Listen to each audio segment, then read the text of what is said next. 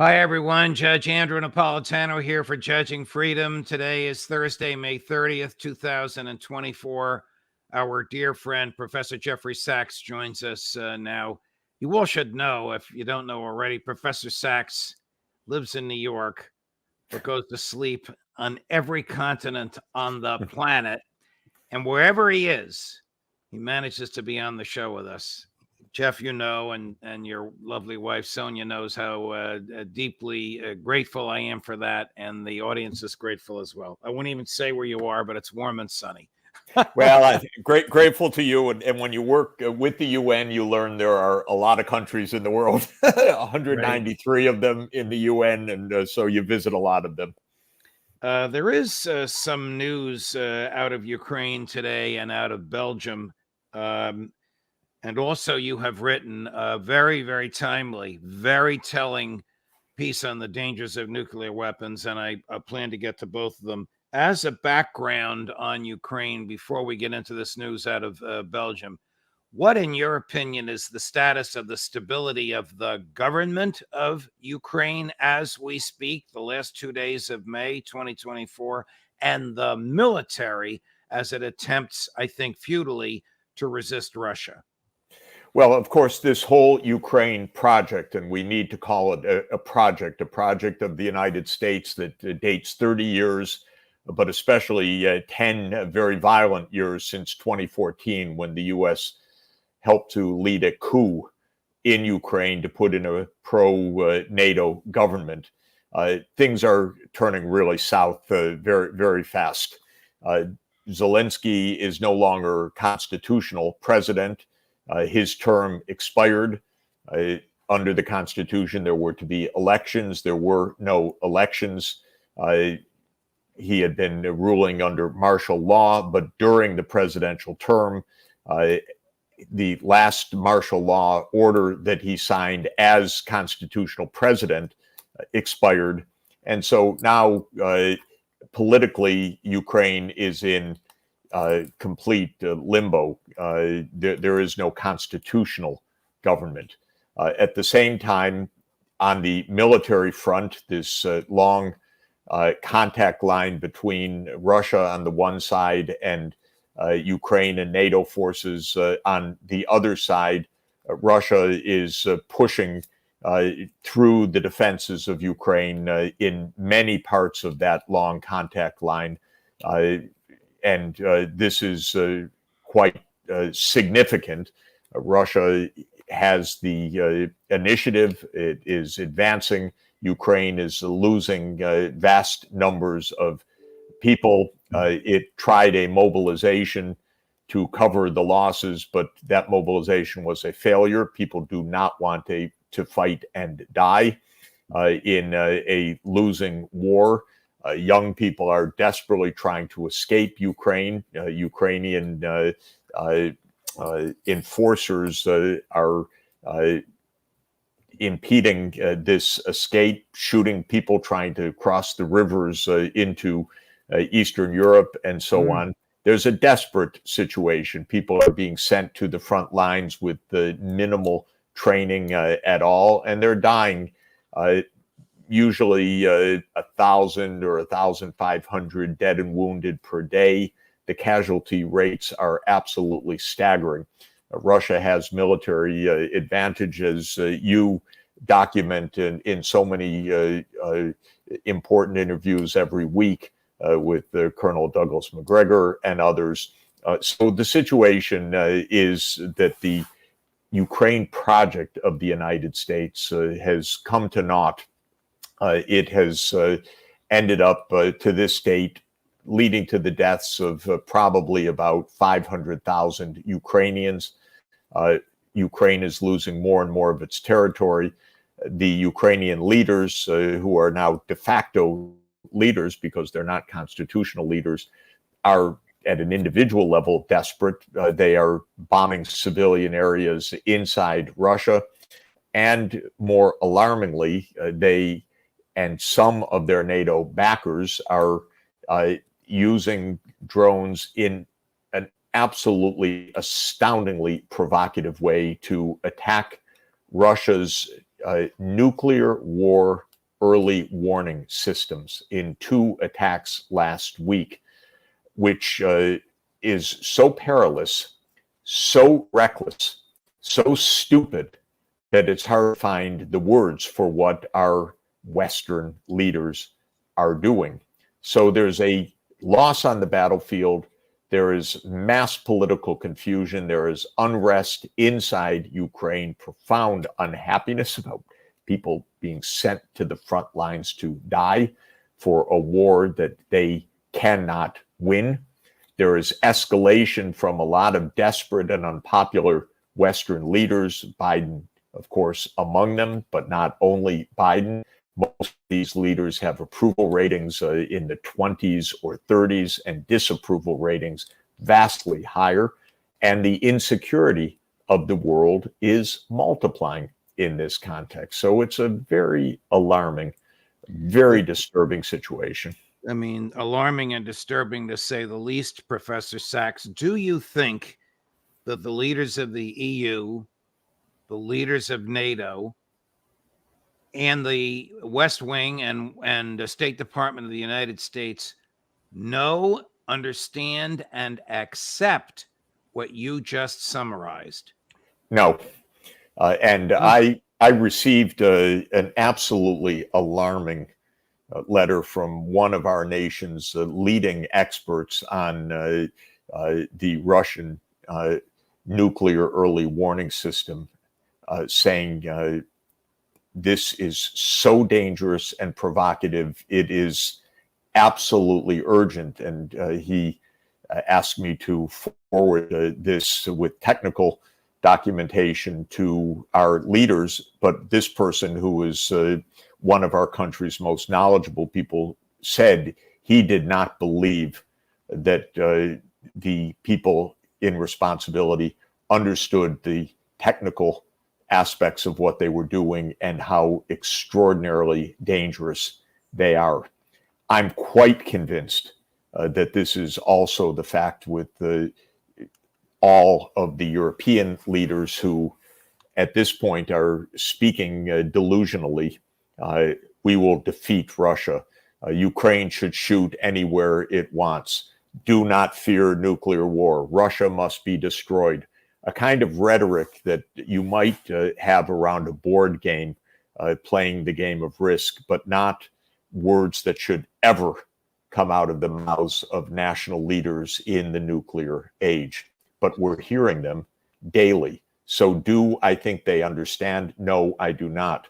And I very much worry about a president of the United States who is 81 and not communicative with the United States people, with the American people. He meets with his donors, but has he given an address to the American people about these dangers? Is he explaining what is the position of the United States? Why are we now in 3 heated conflict zones where the risks are extraordinary? Because it's not only Ukraine, it is Gaza and the Middle East, and it is increasingly Taiwan and the South China Sea. What is happening? Why are we drifting to this kind of reckless escalation? A couple of days ago, Secretary Blinken said he thought that Ukrainians should be free to target what they want inside Russia. Mass confusion the last day in the U.S. with statements by the Pentagon, State Department, and White House. No, we mean this targeting, not that targeting. Policy hasn't changed. A lot of confusion when there should not be this kind of instability. And we should not be shooting under any circumstances at nuclear war early warning systems. Period. No questions. Unconditional. No exceptions. You went to my next topic, and that was the mumblings or meanderings, verbal meanderings of Secretary Blinken, that he's considering this authorization to use American offensive weaponry to land in Russia. President Macron did him one step farther. I don't know if you've seen this. This will raise your blood pressure, Professor Sachs. Cut number 1. So how do we explain to the Ukrainians that we're going to have to protect these towns and basically everything we're seeing right now around Kharkiv if we tell them you're not allowed to reach the point where the missiles are fired from? The missiles, in fact, we're telling them we're giving you weapons, but you can't defend yourselves. So we stay exactly within the same framework. We think that we should enable them to neutralize the military sites from which the missiles are fired from, and basically the military sites from which Ukraine is attacked. But we must not allow them to hit other targets in Russia, obviously civilian capabilities or other military targets.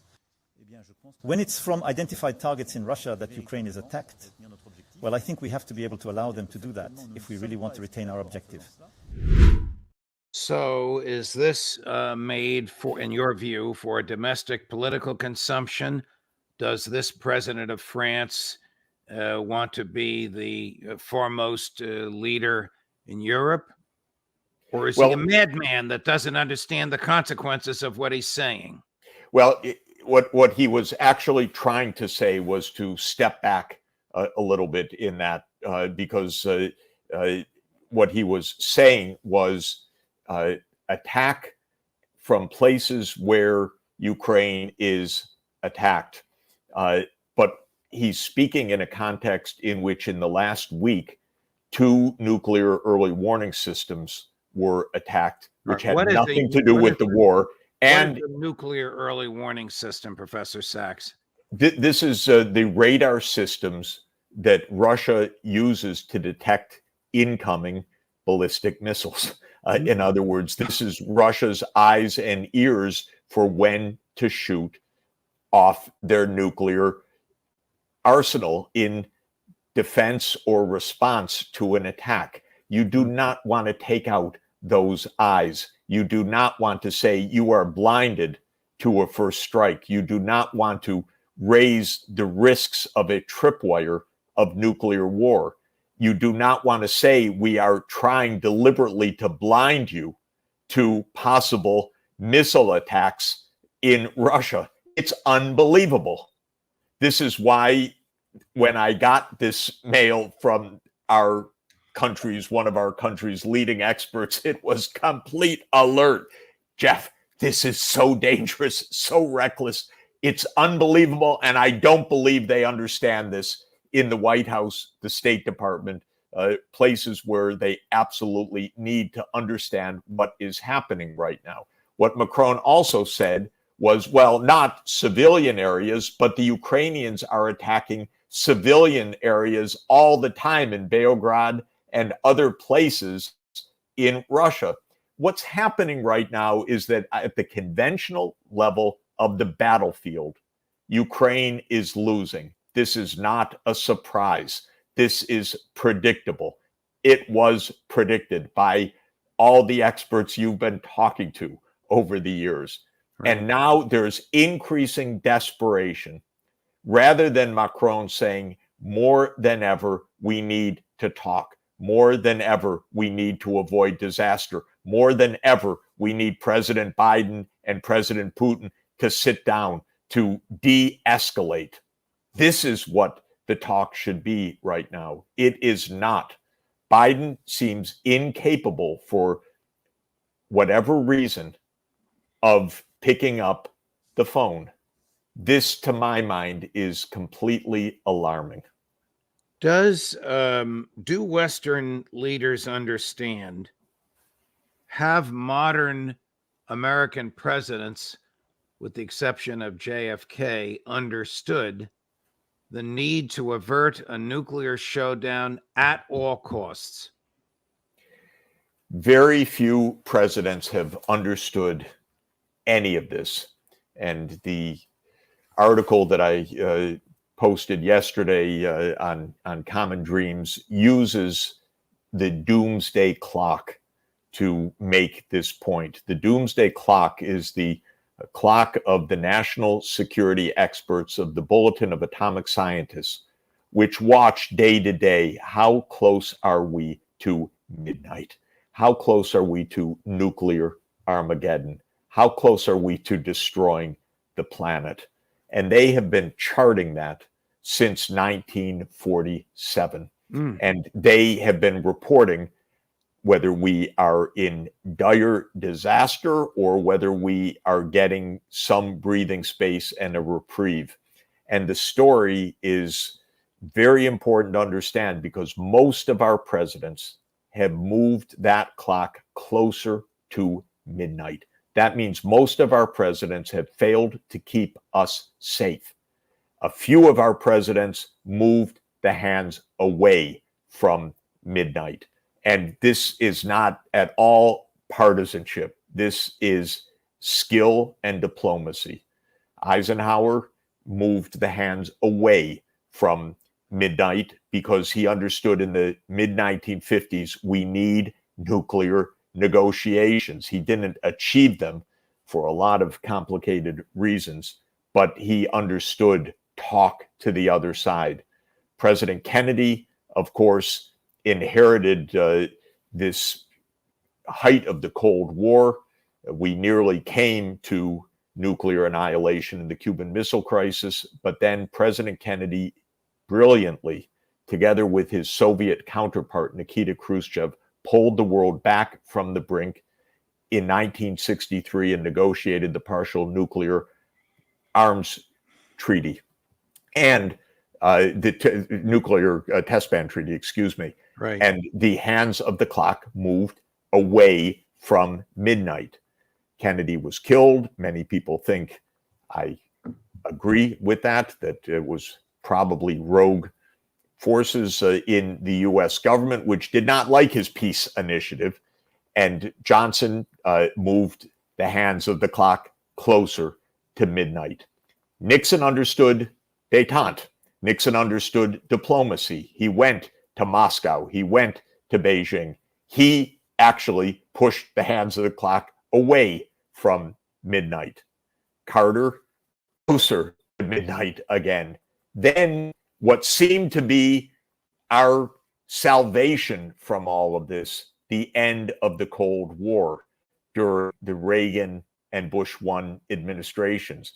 And the hand of the doomsday clock was pushed back to 17 minutes away from midnight, the farthest from disaster that it had been. That was our safety. The Cold War had ended. Then every single president since then has done it wrong. We are a country that could not take yes for an answer. We could not take peace for an answer. We decided, well, we'll run the world. And so from Clinton onward, the hands of the clock have moved relentlessly towards midnight. Clinton with his NATO enlargement, completely unnecessary. George W. Bush Jr. with his war in Iraq and his war in Afghanistan and his unilateral departure from the anti-ballistic missile treaty in 2002, which was protecting the world, stabilizing the nuclear situation. He moved the hands of the clock backward. Obama comes in.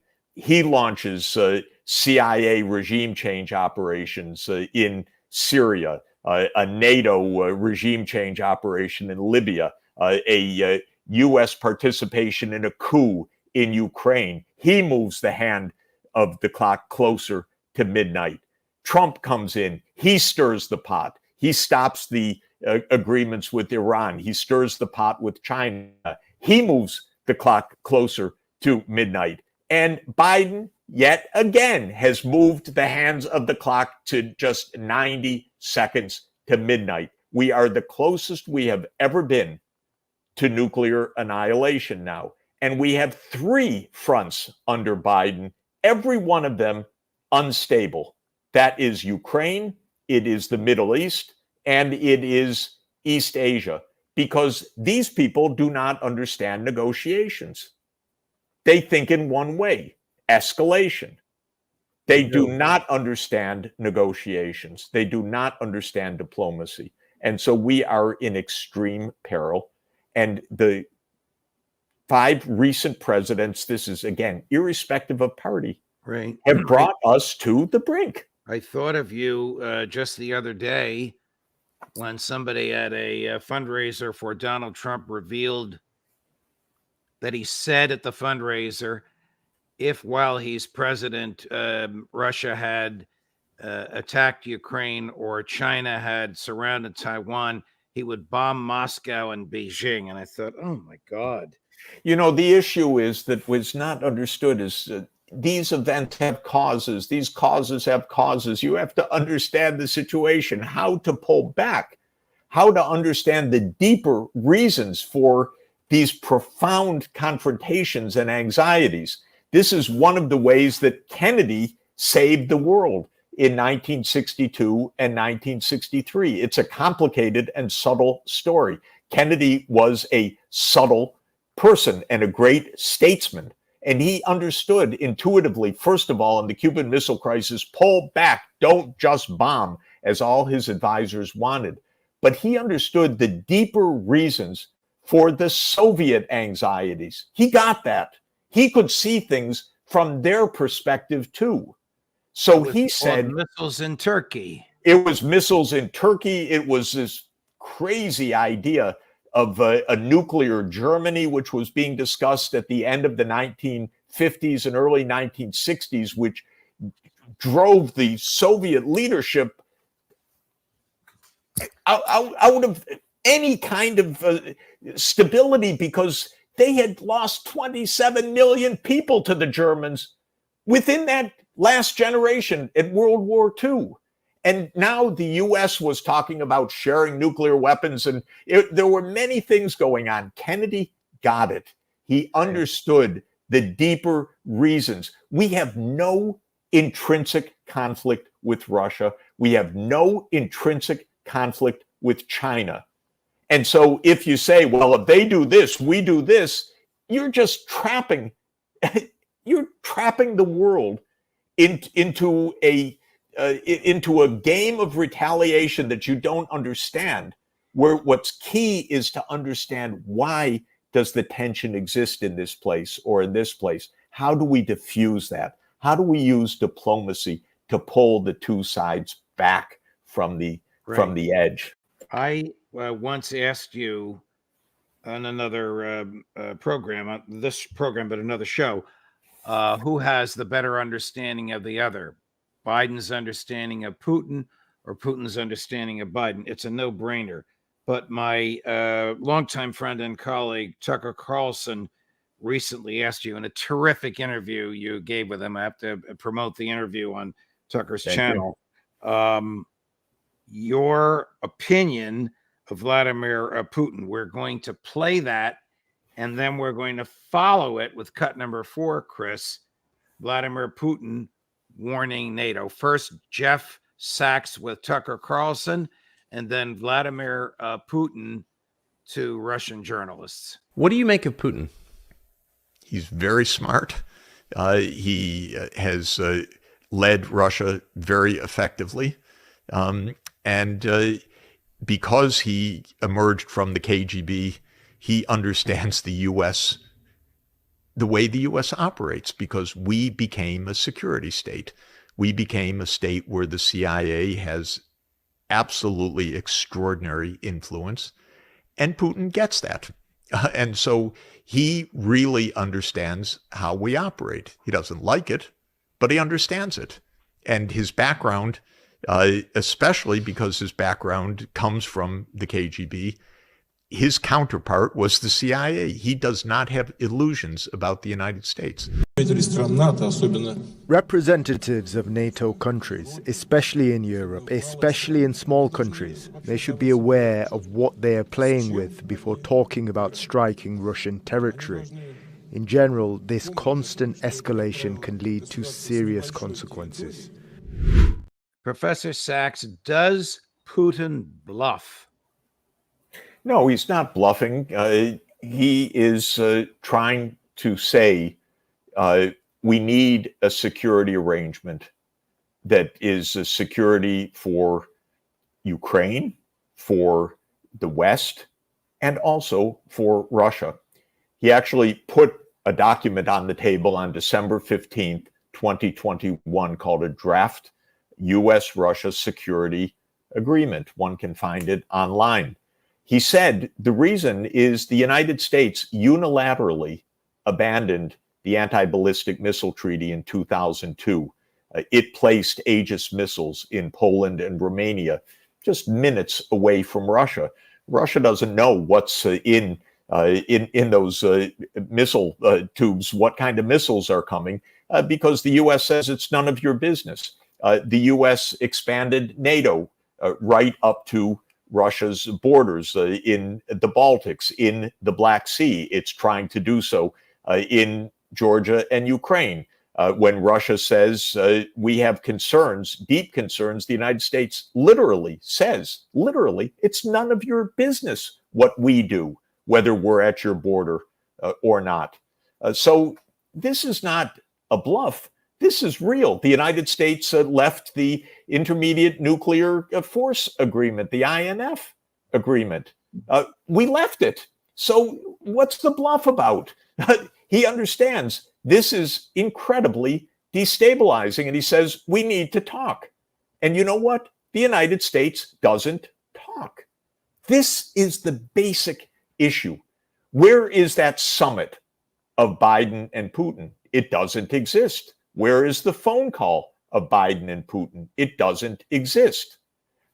I don't know why, but if the president can't do it, we need somebody else who can do it.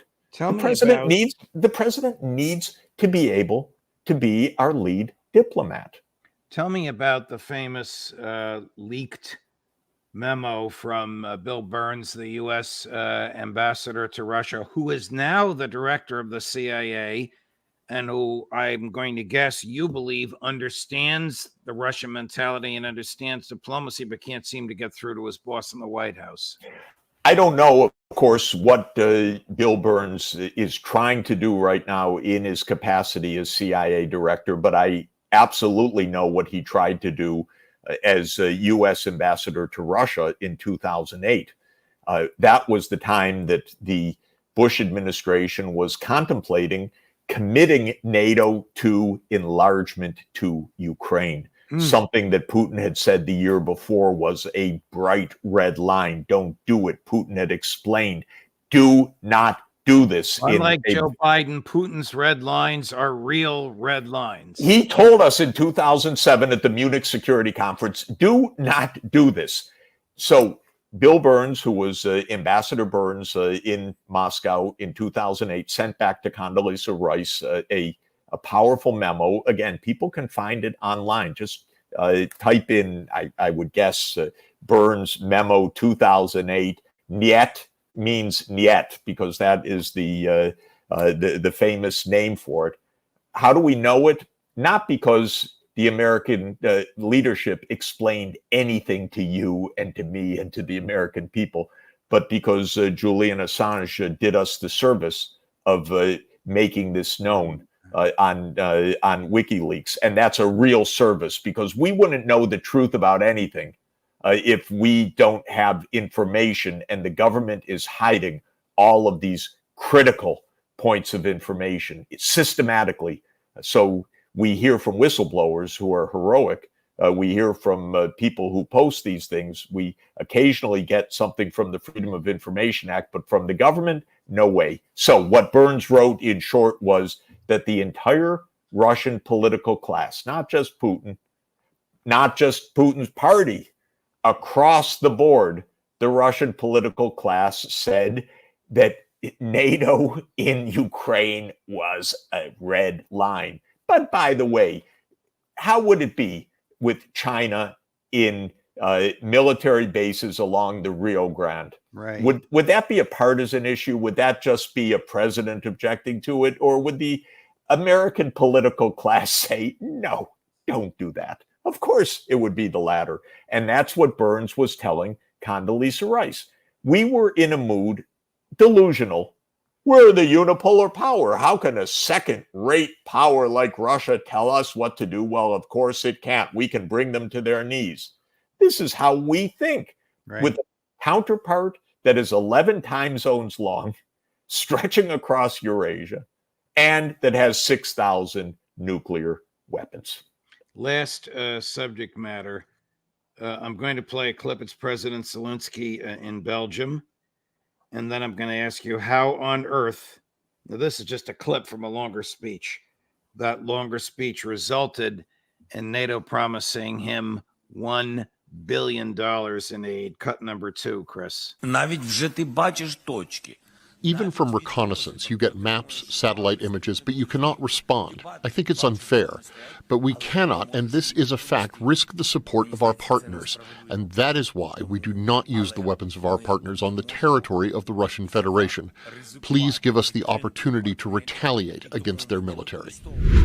Up the Time magazine headline. This is from yesterday, Chris. Jeff, Belgium commits $1 billion to Ukraine amid Zelensky whirlwind European tour. What are they thinking? Nobody's thinking right now. If you look at the opinion surveys of the leaders of NATO countries, there's not one that has public approval on net. That means approval greater than disapproval. Most are deeply unpopular, like Biden, like Scholz, like Macron, like Sunak. It's pretty much across the board. These warmongers do not carry the views of their own people. They are not respecting the security interests of their nations. Certainly, they are not respecting your and my security because they're bringing us closer to complete disaster.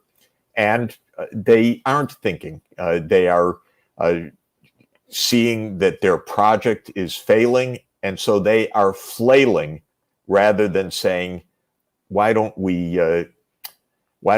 get out of this before real disaster strikes? They seem not to know how to do it.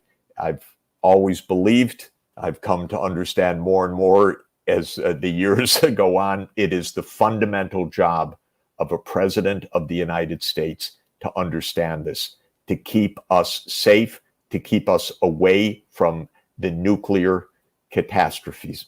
And we are closer than ever. And Joe Biden, that's your job. Do your job.